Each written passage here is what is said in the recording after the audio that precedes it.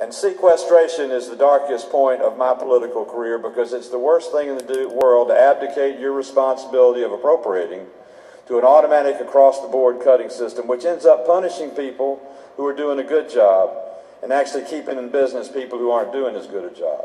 I will predict to you that the sequestration you're reading about and will begin feeling some predictions on won't last very long.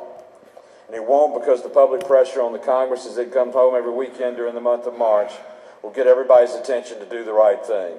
The right thing is to make the cuts, but it's to make them the responsible way, to evaluate programs on a cost-benefit analysis, to make sure that you're not cutting something that's essential to the people of your state or the people of our country, and take the responsibility yourself as an elected official rather than abdicating it to a meat axe across the board. So I pledge to you this.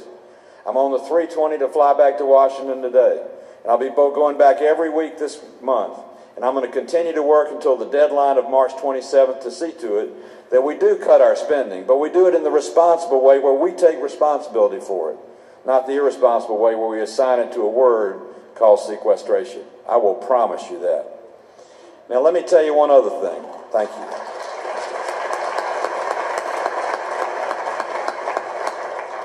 I learned so much in this House of Representatives. I sat in the seat Larry O'Neill sits in today for 8 years. I sat below the gaze of Tom Murphy, who was Speaker of the House all 8 years.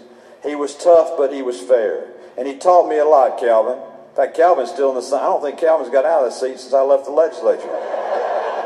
Is that a statue or is that Calvin's farm? And Tom Buck used to sit right behind him, too. I can remember. But I remember those days where I learned relationships. I learned the value of your word. I learned the importance of taking the oath of office and then living up to the oath of office.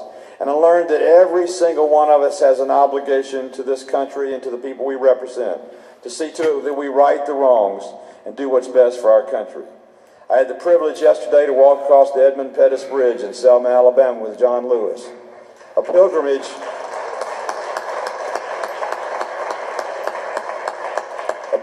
that celebrates the greatness of America, a Constitution that gives us the ability to make the changes we should to do what's right for our people. So David, let me conclude by saying I'm glad to be home. I'm glad for all the things that I learned. I'm glad for all the people that I have met and got to know in this legislature. And I want to say thank you to you because I do know what you do. You work the hardest 40 days of the year in the legislature trying to do what's right for your people. You sacrifice personally and financially, but you do it because you love the state of Georgia. Well, I love it too, and as long as I have the health and the willingness, I want to continue to represent you in the United States Senate, and I hope every one of you will do it in this legislature, because together we can do great things if we remember from whence we came and from where we want to go. God bless each one of you. Thank you.